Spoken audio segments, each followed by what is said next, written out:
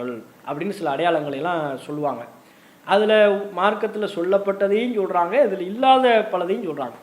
இல்லாதெல்லாம் இது நாய்கள்லாம் குறைக்காது, கழுதைகள் கணைக்காது, இப்படி ஒரு சில அடையாளங்கள்லாம் வச்சுருக்குறாங்க. இவங்களாம் இஷ்டத்துக்கு எழுதக்கூடியவைகள்.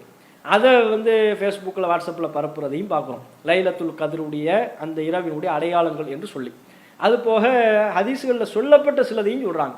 ஹதீஸுகளில் சொல்லப்பட்டதுன்னா எதுனா, இப்போ முஸ்லீமில் இடம்பெறுகிற ஒரு செய்தியில் சொல்லப்படுது, லைலத்துல் கத்ருடைய இரவை அடுத்து வரக்கூடிய அந்த பகல் பொழுதில் அந்த சூரியனுடைய வெளிச்சம் மங்கலாக இருக்கும், ரொம்ப பிரகாசமாக இருக்காது அப்படின்னு ரசூலுல்லாஹ் சொல்லியிருக்கிறாங்கன்னு அடையாளம் அது சொல்லப்பட்டிருக்கு.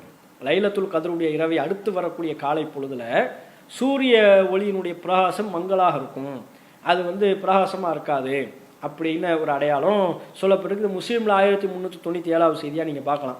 அதே மாதிரி அந்த நபிகள் நாயகம் அவங்க சொல்லுவாங்க, புகாரில் 2027 என்ன சொல்லுவாங்கன்னா, லைலத்துல் கத்ருடைய இரவு எனக்கு மறக்கடிக்கப்பட்டுருச்சு, ஆனால் நான் மலையிலையும் களிமண்ணிலையும் சஜிதா செய்ததை போன்று நான் கனவு கண்டேன், எனக்கு அப்படி காட்டப்படுது. அந்த இரவு எனக்கு எப்படி ஒரு அடையாளம் வருதுன்னா, மலையில் நான் சஜிதா பண்ண மாதிரி எனக்கு ஞாபகம், அதே மாதிரி களிமண்ணில் சஜிதா செய்ததை போன்ற ஒரு நினைவு என்று நபிகள் நாயகம் சொல்வார்கள். அப்போ இந்த செய்தியை வைத்து கொண்டும் அப்போ மழை பொழியும், ஈரமாக இருக்கும், மணல் தான் ஈரமாக போயிடும், மழை பொழியும் அப்படிங்கிற ஒரு அடையாளத்தையும் சொல்லி கொண்டிருக்கிறார்கள். இப்படி நபிமொழிகளில் சொல்லப்பட்ட சில அடையாளங்களையும் நபிமொழியில் ஆதாரம் இல்லாத பல அடையாளங்களையும் சேர்த்து இதெல்லாம் லைலத்துல் கத்ர் இரவினுடைய அடையாளங்கள்னு சொல்லி கொண்டிருக்கிறார்கள். இதை பொறுத்தவரை நம்ம எப்படி விளங்கிக் கொள்ளணும்னா, ஆதாரம் இல்லாதவைகள்லாம் விட்டுருங்க, அதெல்லாம் பரப்பி நம்மளா இஷ்டத்துக்கு மார்க்கத்தில் ரசூலுல்லாஹ் பேரில் நம்ம போய் சொல்லக்கூடாது. ஒரு செய்தியை நம்ம சொல்றதா இருந்தால் அது சொல்லப்பட்டிருக்கணும். நபிகள் நாயகம் அவங்க நமக்கு என்ன சொன்னாங்க, மன் கதப அலைய முத்தஅம்மிதன் ஃபல்யத்தபவ்வா மக்காதஹு மினன் நார், என் மீது வேண்டும் என்றே எவர் பொய் சொல்வாரோ அவர் நோக்கம் எதுவாகவும் இருக்கலாம், நோக்கத்தை பற்றிலாம் அங்கே ரசூலுல்லாஹ் பேசலை, வேணும்னே ஒருத்த பொய் சொல்கிறான்னு சொன்னால் அவன் தன்னுடைய இருப்பிடத்தை நரகத்தில் அமைத்து கொள்ளட்டும் என்று நபிகள் நாயகம் ஸல்லல்லாஹு அலைஹி வஸல்லம் அவங்க எச்சரிக்கை செய்கிறாங்க.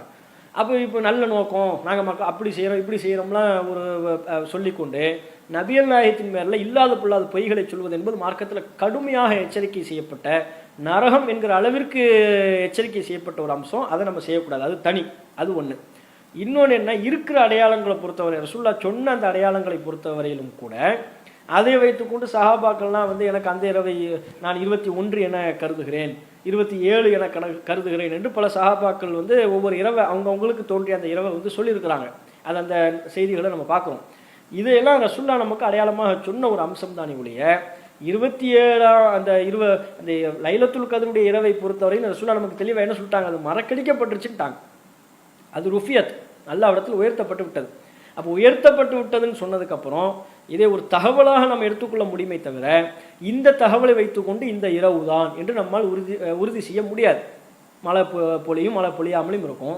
மழை பொழிந்ததை வைத்துக்கொண்டு அந்த இரவு தான் நம்ம சொல்லவும் முடியாது. மழை பொழியாததை வைத்துக்கொண்டு மழையை பொழியலை, அப்போ இந்த 10 நாள் எதுலையுமே இல்லைன்னு சொல்லி ஒரு முடிவுக்கு வர முடியுமா? அது வர முடியாது. அப்புறம் ரசூலுல்லாஹ் இந்த அடையாளங்களை சொல்லியிருக்கிறாங்க.